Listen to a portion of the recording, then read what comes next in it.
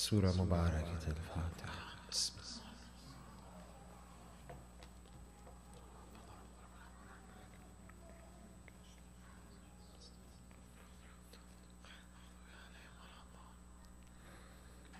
أعوذ بالله السميع العليم من الشيطان اللعين الرجيم. بسم الله الرحمن الرحيم. الحمد لله رب العالمين. الحمد لله الذي هدانا لهذا وما كنا لنهتدي لولا أن هدانا الله. والصلاة والسلام على خير خلقه والنور أرش أفضل الأنبياء والمرسلين حبيبنا وسيدنا وسندنا وشفيعنا ومولانا أبي القاسم محمد وعلى آله الطيبين الطاهرين المعصومين المظلومين. أما بعد، قال الله في كتابه الكريم: بسم الله الرحمن الرحيم. والعصر إن الإنسان لفي خسر إلا الذين آمنوا وعملوا الصالحات وتواصوا بالحق وتواصوا بالصبر. صدق الله العلي العظيم. صلوات على محمد وآل محمد. Respected elders, brothers and sisters in Islam, I would like to greet you all with the warmest of Islamic greetings, and that is none other than Assalamu alaikum wa rahmatullahi wa barakatuh, which translated in the English language means none other than may God's peace and blessings be upon you all. First and foremost, I just wanted to thank this center for honoring me to be in your presence for the last few nights. I had visited Orlando about 3 years ago, and I remember I met Brother Asad, who's one of the youth of the mosque, and I had expressed that inshallah one day I would attend. And only 3 years later, alhamdulillah, Allah opened a door to having me be amongst you. And it just goes to show that anytime you have a niyyah in the heart and you desire, Imam Hussein alayhi salam, all the Imams, they're very generous. And what an honor occasion it was that I had the opportunity of speaking for the shahadat of not only one ma'soom but two of the ma'soomeen, alhamdulillah. Therefore, on my final night, as I mentioned in the first night, I wanted to aim at the practical essence of Islam. In the course of the last 3 nights, as you know, we did a historical analysis of over the past 3 nights. And we have to understand where we are today. Where do we stand? We are not in the presence of an imam.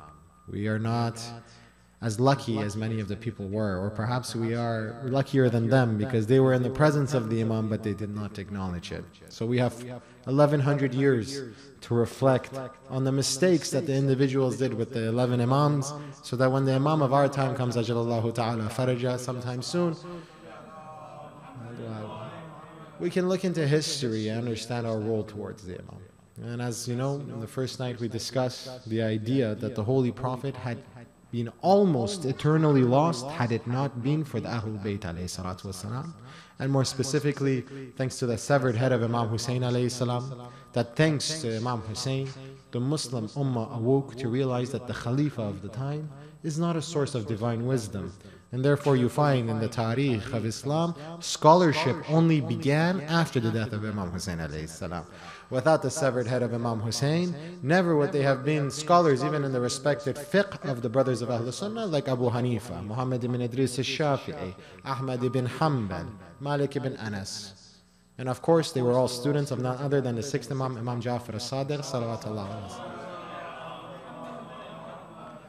And therefore we find that in every era the Ahlul Bayt had a presence, a purpose, and a connection to Allah subhanahu wa ta'ala. And therefore, when you find that people today say, well, what is the purpose of Imam Mahdi ajrallahu ta'ala faraja? Many people are confused because they say, well, he's not occupying any political power, he's not doing anything specifically. We don't have direct access to him, so what is the purpose of having an Imam?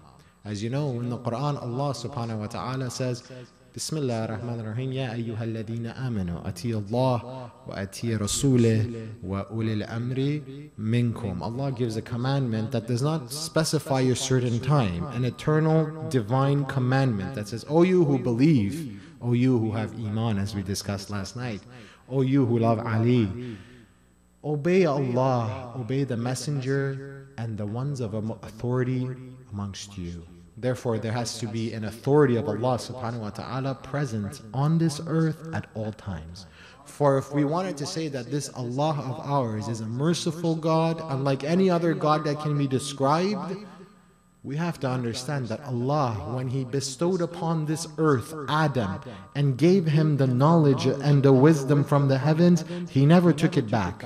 He left it on the earth for all of creation. Hence, the most important and crucial figure of our time in the Ghaibah is none other than Imam Mahdi Ajalallahu Ta'ala Faraja, for he remains the connection of us to Allah Subhanahu Wa Ta'ala. In the traditions of Ahlul Bayt, we find one thing is mentioned, that were it not for us and the Imam of your time to be present, the creation would be severed from the Creator. They would no longer have a connection, and therefore the time when the earth does not have a ma'soom, an infallible, purified, divine representative of Allah, then the earth will collapse within itself and no longer exist. For the very essence of creation was because Allah gave us this guidance. This guidance that is mentioned in Hadith al-Kisa, where Allah subhanahu wa ta'ala narrates in the Hadith of the cloak, whereas you know the Holy Prophet comes to Bibi Fatima's house, subhanallah, that in a time when the Prophet says, I feel shaky and weak, he goes to none other than the house of Bibi Fatima sallallahu alayha. What a majesty you have, Bibi Fatima, that when you would enter, your father would stand up and he would say, you're Umma Abiha, you're the mother of the father. So he would enter, he says, Fatima, I have been overtaken with coldness, and please get me the Yemeni cloak that I had gifted you with. As you know, Bibi Fatima gives him the cloak and he goes under it. A few minutes later, Imam Hassan alayhi salam comes. He knocks on the door. He says, my mother, I smell the fragrance of Jaddi Rasulullah in the house. Is he here? She says, yes, he's under the cloak. He goes, he greets Rasulullah, and then he asks politely if he can enter the cloak with him, and he enters. And as you know, the hadith, the beautiful hadith of Kisa, I urge everyone to read this at least once a week as a remembrance of why we are here in the Ghaibah. So the next person that comes is Imam Hussein. He's followed by Imam Ali alayhi salam, and finally Bibi Fatima sees all these blessed figures under one cloak. She asks, Ya Rasulullah, Ya Abdi, am I allowed to enter with you as well? He says, of course, Fatima, we were waiting for you. And then Jibreel descends and he says, Ya Rasulullah, were it not for you five, Allah would not have created the heavens and the earth and the moon and the sun and the mountains and the seas.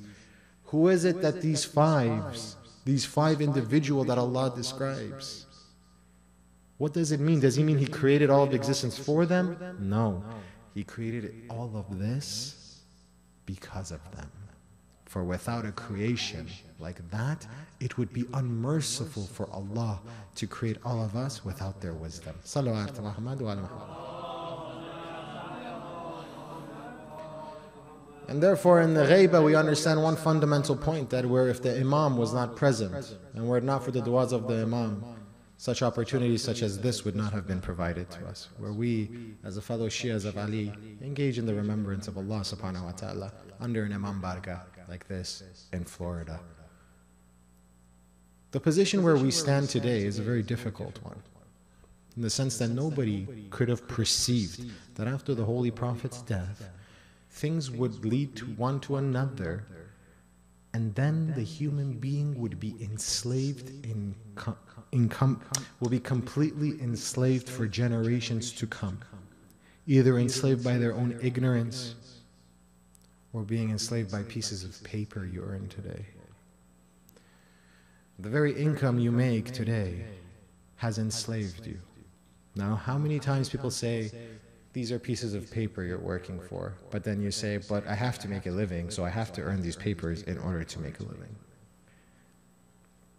It's a very interesting concept, that the most precious thing that you own right now is your time. Nothing can buy your time back. Every second that passes, you draw closer to your death. The only investment in the physical realm you have is time. That's why in Surah Asr, Allah subhanahu wa ta'ala says, Wal Asr, by time I swear. When Allah swears by something, it means that essence is of the utmost importance. Wal Asr, innal insana lafi khusr. Indeed, the human being is at a loss. Now look how Allah words it. He says, innal insan. Now insan in the Arabic language right? Insan doesn't necessarily mean human. Allah talks about the human in three different categories. He refers to us in three different ways. The first way He refers to us is bashar. Bashar, this is just human. There's just a neutral term. When Allah wants to talk to us in an angry way in the Quran, understand when you read insan, He's talking about those who forget. Comes from the Arabic word nisyan or nasiyat, like I forgot. Insan, the creature that's always in a place of constant forgetting. And number three, when He wants to honor us in the Quran, He says Bani Adam, the children of Adam. He says وَلَقَدْ كَرَّمْنَا Bani Adam, and we have honored the children of Adam. So in this case right now, brothers and sisters, today and of all times, especially today, the reason why I say we are enslaved is because that time that is so precious to you has now become owned by a lie. We're in America. Right now, the central currencies of the world are always tied back to this US dollar. Yeah? And it takes us, we have to understand where we are in order to understand where we're going to be and how things will take a turn of events during the time of Imam Mahdi's reappearance. Because if we don't understand where we're being hit, we're going to be constantly getting hit. If we don't understand where I'm going wrong, then whenever I see the Imam and the Imam tells me where I'm going wrong, I'm going to be shocked. I thought I was making a decent living. I thought this money that I was earning is halal. Why is it that the Imam is not happy with my income? Why is it that this happens? And that said, we don't have any alternative. So it's not like I'm going to stop working because I have this lecture right now. We will continue working, but we are preparing mentally for this alternative that might come from divine wisdom that will come and free the human being from the shackles of other men. In 1971, before that, you know the cash, the US dollar, yeah? It used to have a stamp on it that said gold.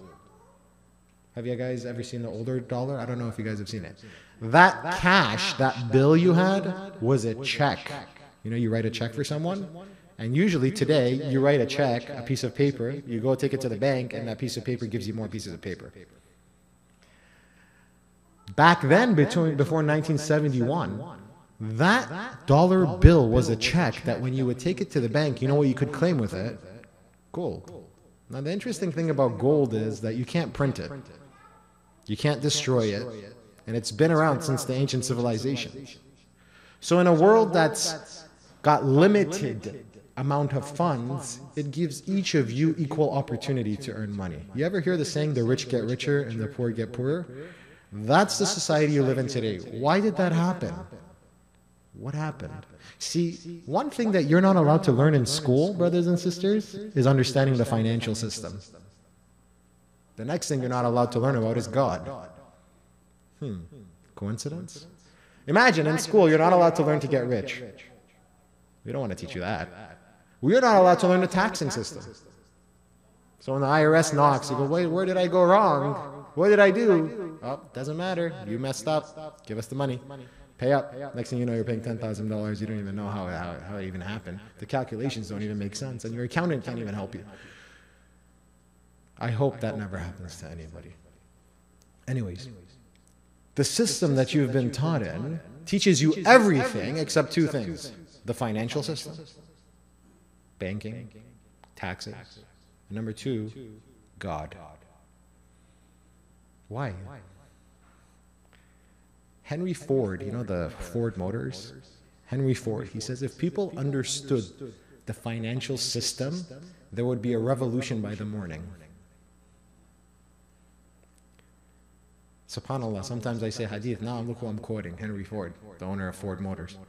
Because sometimes we need to understand ourselves where we stand, where we're living. Because back home, our lives were threatened.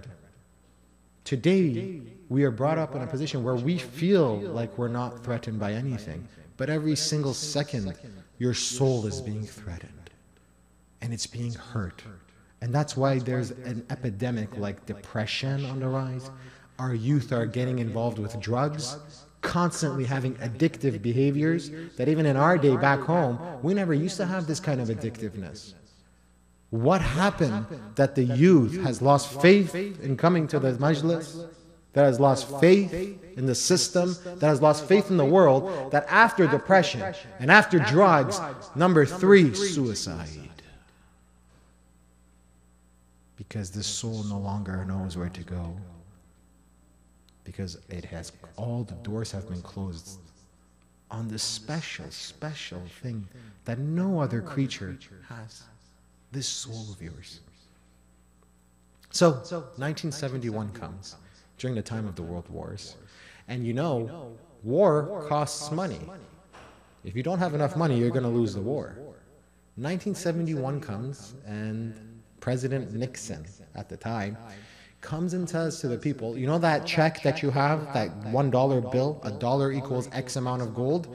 What we're going to go ahead and do is we're going to take gold out of the equation, and we're going to make you feel like this $1 bill has value standing by itself.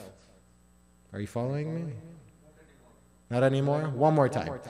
Before, a $1 bill used to get you an amount of gold. Gold I can't print out. Gold I can't replicate. A dollar bill I can print out. That paper is absolutely worthless. It's like a receipt that told me that I can go get some gold with. President Nixon in 1971 comes to us and says, take the gold out, this $1 bill, this piece of paper has value. And people said, okay. Now in that moment, nothing happened. But what happened is we got funding for war. Because why? Because we don't have to rely on gold anymore. We just keep printing. Keep printing more. Keep printing more. Now, an interesting study was done by an economy professor who studies economics, and he had a class, and he said, I went to a group of kindergartners and I asked this question, and I went to a group of adults and I asked this question in my class.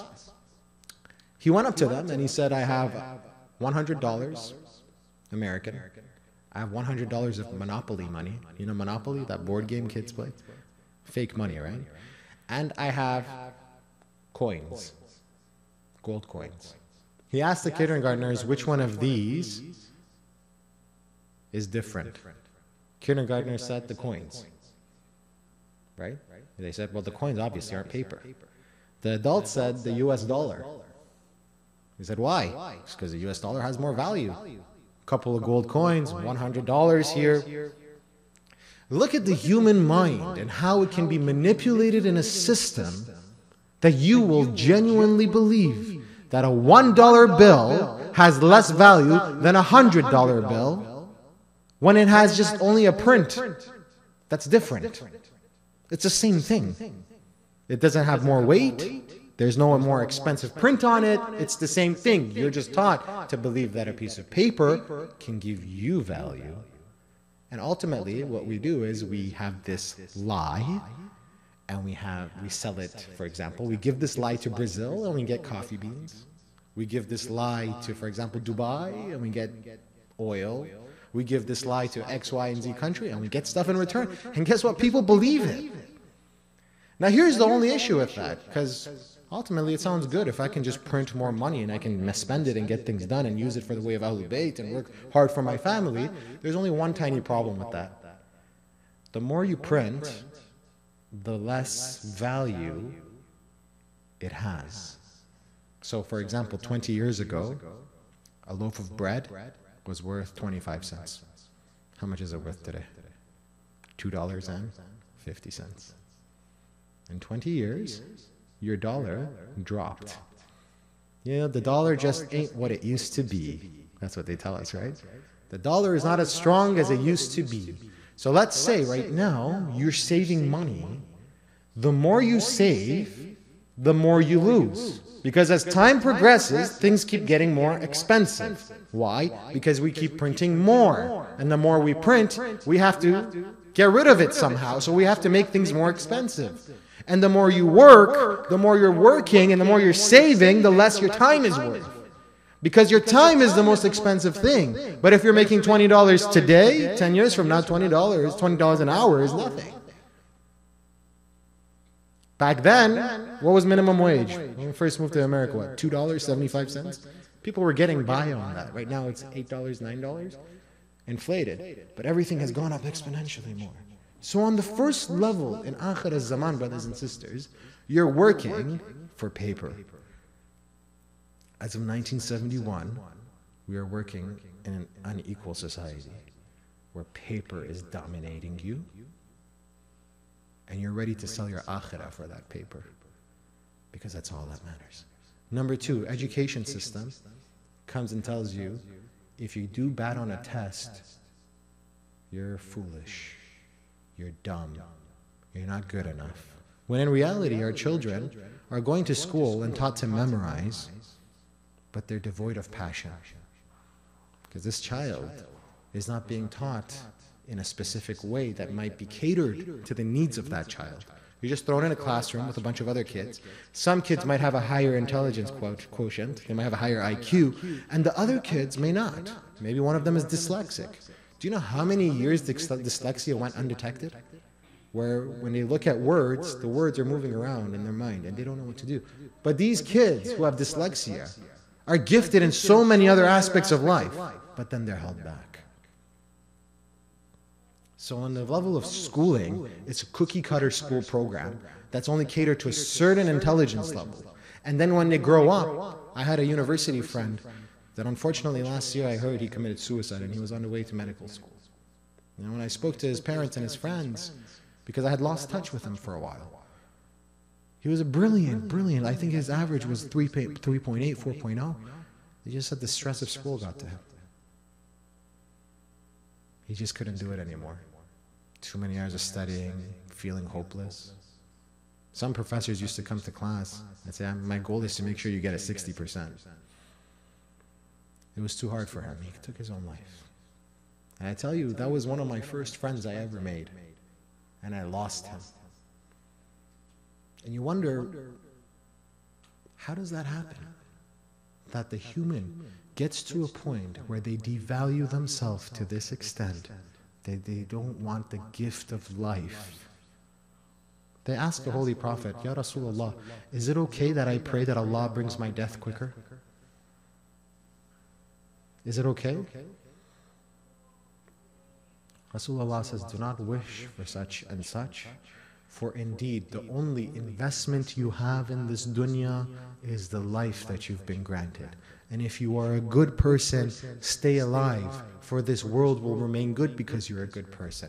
And if you're a bad person, know that Allah has granted you enough time to turn back and do tawbah and return back to Him. Do not lose hope, brothers and sisters. So the education system is also a problem. We're not gonna reform it, but we can at least be aware of it. That if our children are suffering, stop telling them that they're foolish. Don't look at the child, why aren't you doing better in school?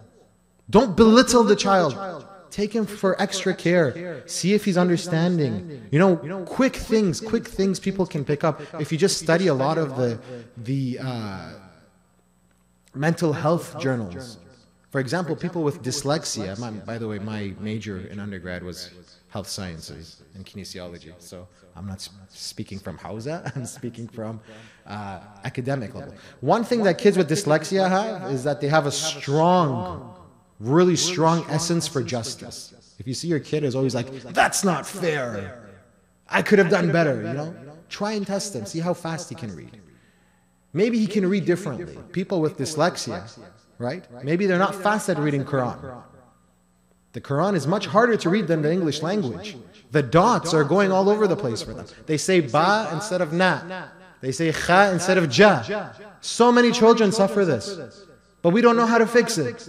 Did you know people with dyslexia are also gifted with learning with the ear? They're auditory learners. Play the Quran for them. Let them memorize and then show them. Then the dots stop moving around, because this brain has the capacity to mold into the environment it's been presented with. And then whenever he reads, you'll notice that his speed is picking up. Instead of saying, he's a better Quran reciter than you. Look at him. And number 3, brothers and sisters, recently we've found out in the last few years that our water systems are pumped with fluoride. Now, if you go to a dentist's office, at the end of the treatment, I don't know if we have any dentists today, they'll give you, or the dental hygienist will give you a little glass or a little cup, plastic cup, and says, drink this. Gargle it like Listerine, spit it out. They'll never tell you to swallow it. Do you know why? Because fluoride is poison to the human body. Don't drink that stuff. But in our water system, increments of fluoride have been injected. For your own survey, go and look this up on Google. PubMed, published articles, peer-reviewed articles. The effects of fluoride on the pineal gland of the brain. Do you know what the pineal gland is? We have a doctor in our room, he can tell you. The pineal gland is the gland in your brain that gives you a spiritual essence. You know when you die, and people who have near-death experiences, and they come back and they say, I saw myself going towards a light, right? I saw myself going towards something, right? That's actually a hormone that's being released by the pineal gland that gives you a sense of comfort before facing death. Now, if you want to, science just takes the fun out of everything. People think they're going towards heaven. Oh no, it's just a hormone. But in essence, Allah subhanahu wa ta'ala has gifted us that to when during the time of your death you feel like you're going towards this greater light. Now we know what fluoride does to that gland in your brain. Calcifies it, weakens it. And when the spiritual sector of the mind begins to shut down, then the human being begins to lose purpose and stops questioning and starts just going along. You know, the majority of issues that we have right now in the youth, and even in the adults sometimes, is the feeling of wanting to belong, and that feeling to want to belong and conform overtakes our aql, our intellect.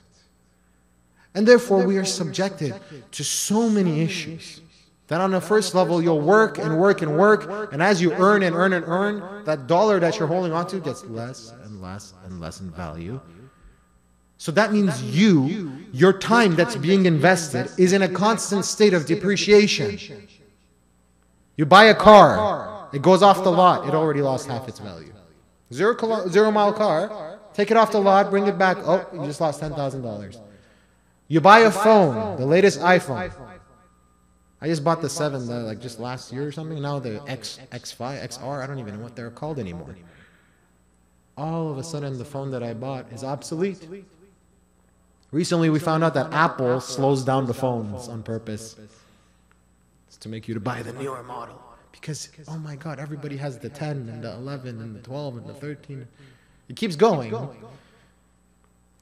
The latest model has to come out. Everything has to be the newest. So then your soul begins to depreciate as well, because you invested your time for that.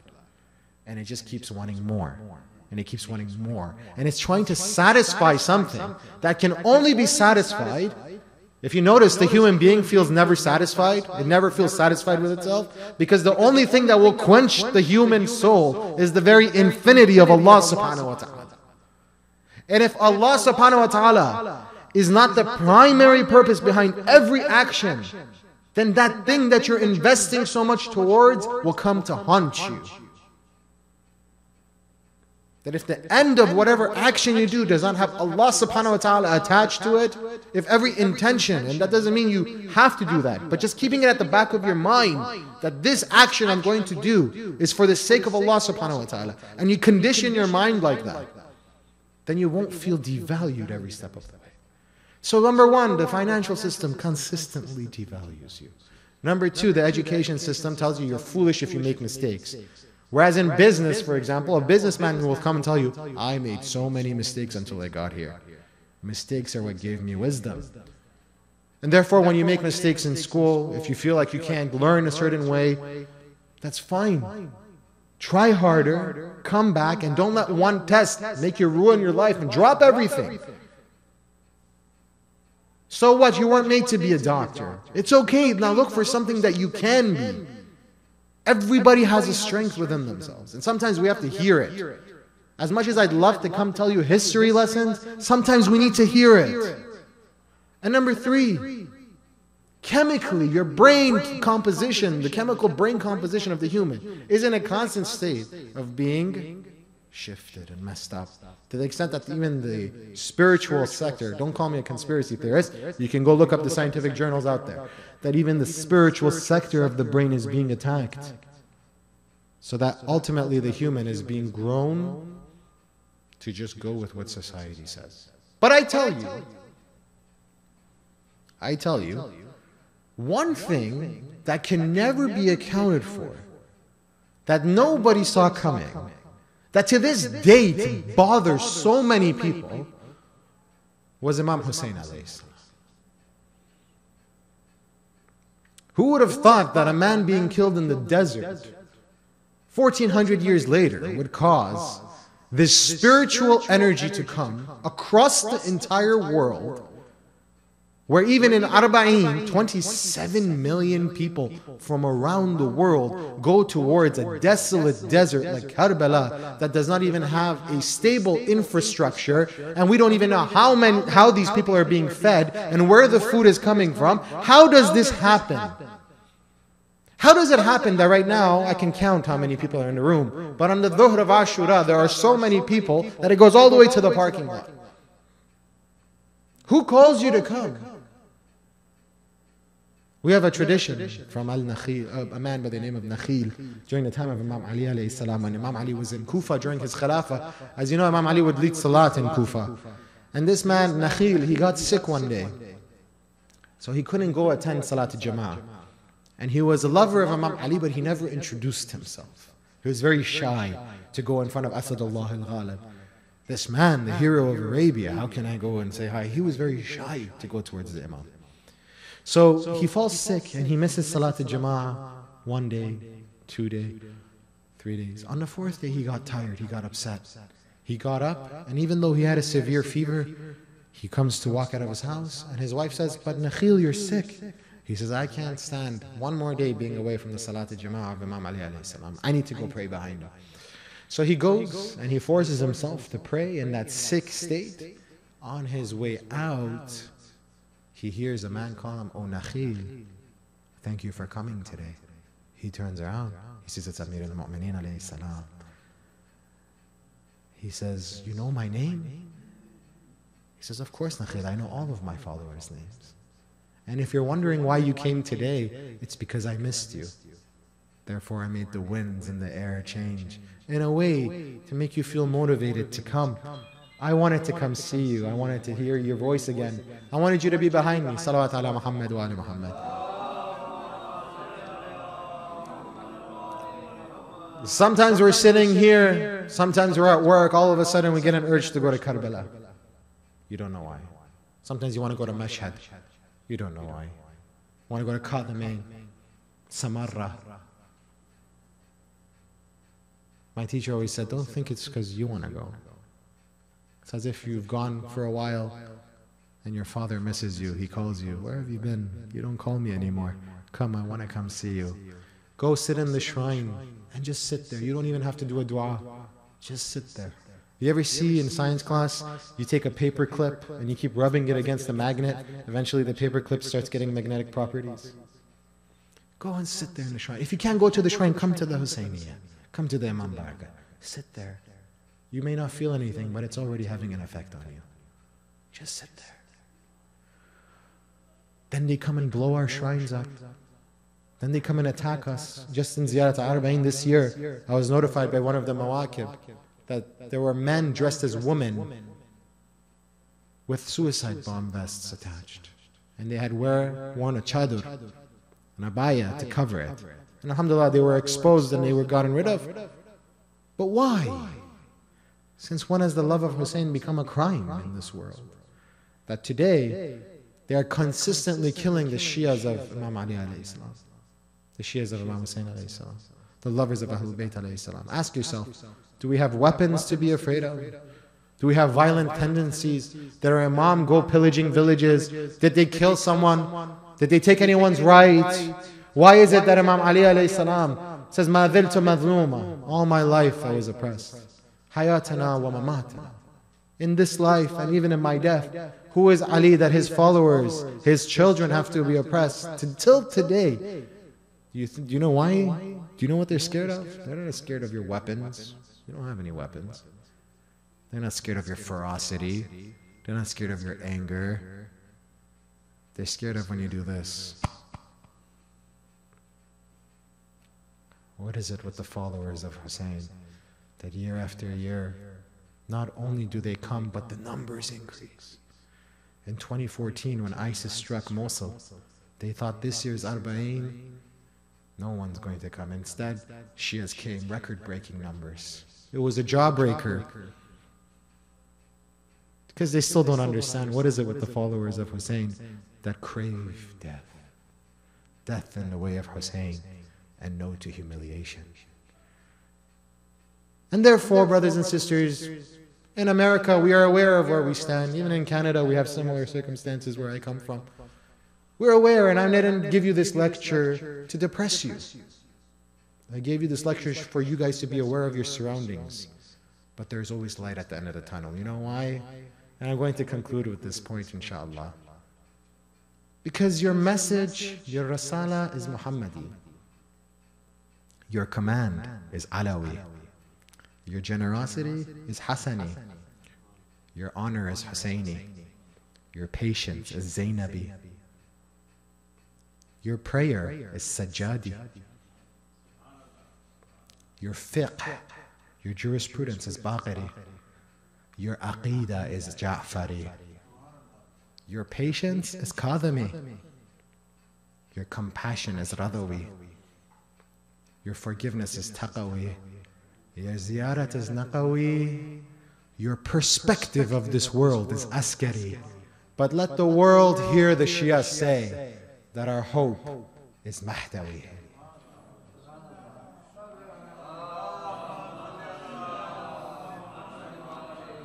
So the Shias come year after year beating their chest for Imam Hussein with one thing in mind, that Imam Mahdi's sole purpose in returning back to us, when he comes back with his flag, and on that flag it'll say, Ya Tharat al-Hussein, O the blood of Hussein. That all of the side effects that we talk about, that Imam Mahdi will bring peace, he'll bring kindness back in a world where this world will never have a starving person, and no one will be misled, and no one will be misfed, and nobody will be in a position of gluttony. It is a side effect of avenging the blood of Imam al-Hussein. They said, but Imam, the people that killed Imam Hussein have gone. Who is Imam Mahdi avenging? How is he going to avenge? The Imam said, the sons of the people that took our grandfather Hussein. But they said, oh Imam, how could we judge a son by the actions of a father? He said, indeed, that's a good question. They are those that exist today that are happy with the killing of our grandfather Imam al-Hussein. When the world sees al-Mahdi and he comes with the flag of Hussein, they shall attack. And when the world is rid of those that are against Imam al-Hussein by the very essence that Allah has granted, then the world shall see peace. Then the world shall be rid of this criminal activity that we see. Then the people of Yemen will be free, and the people of Palestine, and the people of Libya, and the people. Then we can have a world where tranquility is. But as the Shias in today's day, we have one line, that on that day our Imam Hussein was alone. Nobody was with him. He was killed a stranger. But 1400 years have passed, and these Imam Bargas are still alive. And we come and we sit in these majalis, eager to say one thing, that, oh Hussein, on that day, you were alone. But if we were there on that day, we would be on your side, and we will try everything we can to be on your side. So if our only crime in this dunya is that we love Hussein, then come and kill us. For death is what we desire. وصلى الله على محمد وعلى طاهرين والحمد لله رب العالمين. يا حسين.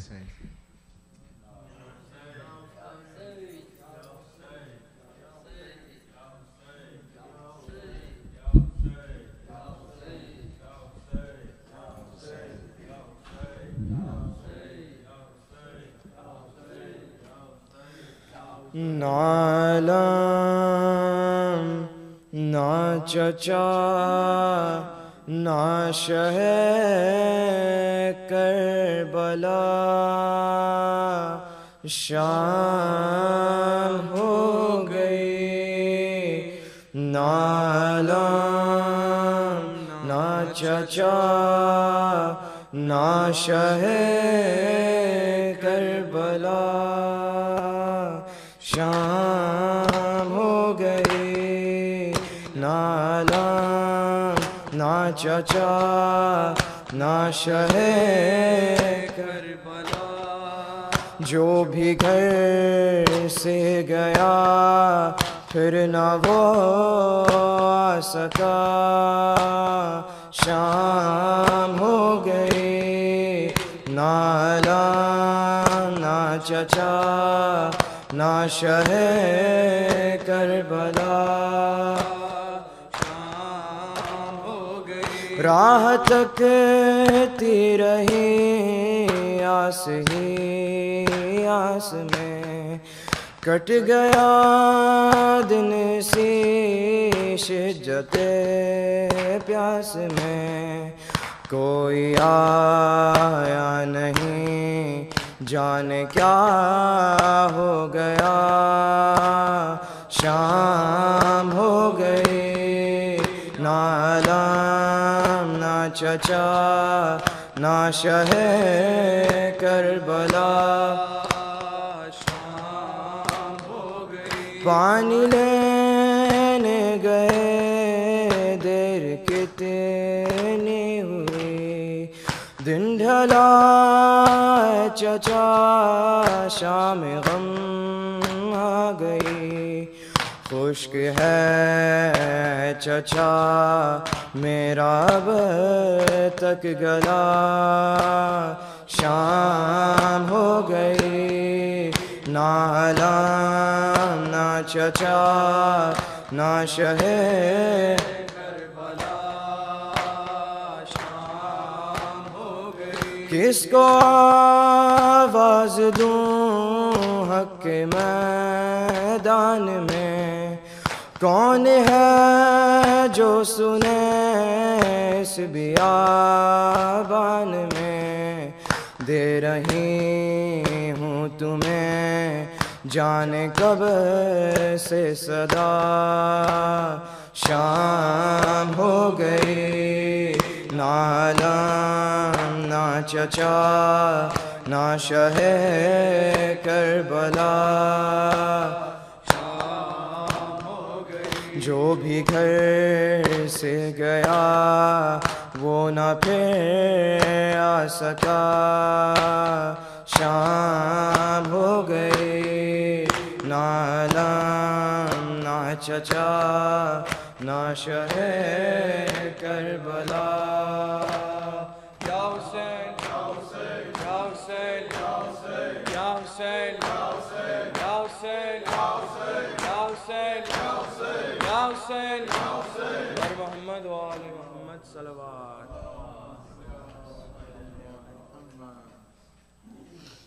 सल्लल्लाहु अलैहि या रसूल अल्लाह, सल्लल्लाहु अलैहि या नबी अल्लाह, सल्लल्लाहु अलैहि या खैर खल्क़ अल्लाह व रहमतुल्लाहि व बरकातुहू।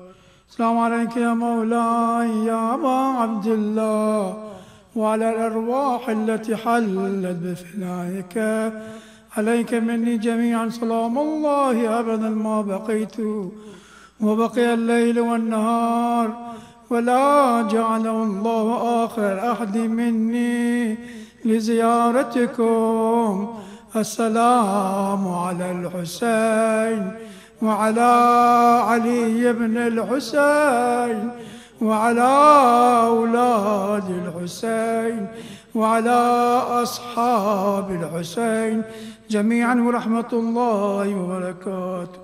अस्सलामु अलैका या मौलाई या गरीबल गुरबा, अस्सलामु अलैका या मुईन अल-दुअफ़ा'i वल फ़ुक़रा, السلطان أبا الحسن علي بن موسى الرضا، هم شفيعنا وشفيع والدينا في يوم جزاء.